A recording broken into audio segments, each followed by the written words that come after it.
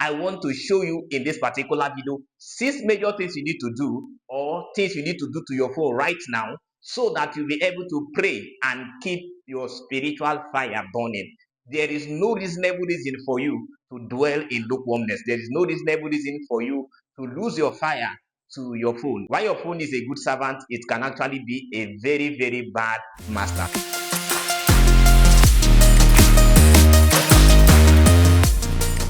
And if it's your first time of coming here, my name is Christian C. Eze. If you have not become part of this community, hit the subscribe button around this particular video. Wherever you see subscribe in the down part of this particular video, hit that subscribe and become part of this growing community.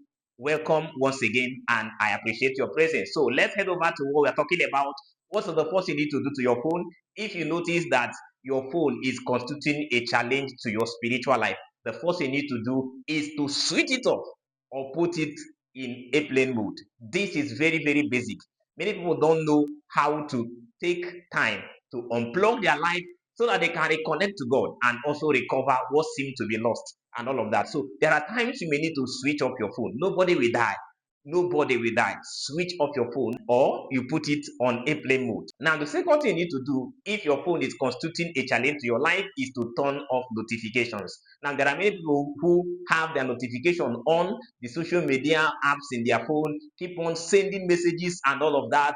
Their email is there, the text messages are there and all of that. Messages keep on trooping in with alarm tones and all of those things. You see, if these particular things are on, the notification, it will constitute a distraction. You will not be able to focus. You will not be able to pray as you ought to. There are times people can receive notifications simply because somebody else is talking to somebody else in a particular group and they are being notified. This thing constitutes a distraction. So find notification button in your phone and turn it off. That will be a good way to concentrate whenever you want to pray.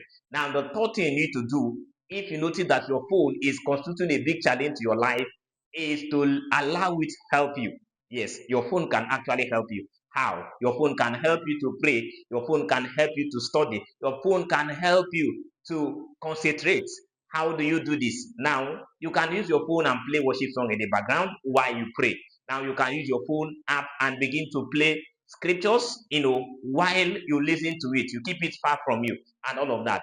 Now, this is one way to make your phone help you pray. Also, in that sense, you can also set alarm, prayer alarm, set time and put the alarm in your phone so that once it rings, this is prayer time and you have to give it your all. Now, the fourth thing you need to do is to deal with your frequently used apps. Now, frequently used apps are apps that you usually visit all the time. Most of the times, your finger can be so trained that whenever you pick your phone, the next thing you head over to is those apps you use to use. It can be WhatsApp, it can be Facebook, it can be Twitter, it can be LinkedIn, it can be any other thing, But once you pick your phone, without thinking twice about it, you are already there. So what do? The best thing to do is check if you need to delete those apps or whether you need to remove it from your home screen. I will advise you remove it first from your home screen, or you freeze it, or you hide it, so that whenever you want to use it, you will know why you want to open it. If it's something you can delete, there is nothing wrong with deleting those apps.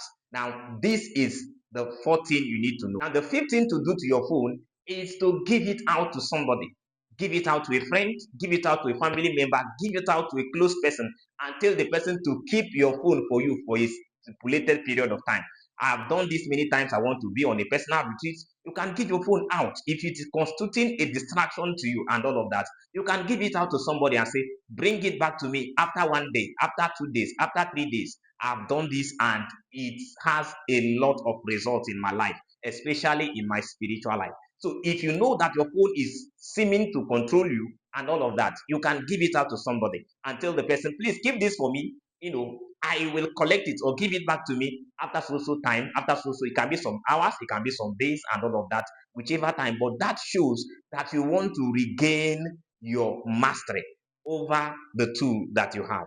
Now, the sixth one is basic. The sixth one is to take action. Take action and take action now. Do something about it. Don't allow your phone to become your master. Take action immediately and do something about it. It's only those that take positive actions that will have positive results. So act now. Meanwhile, if you need my book that helps you to overcome phone addiction, you can see it by the side and you can get it in the description of this particular video. See you in the next video.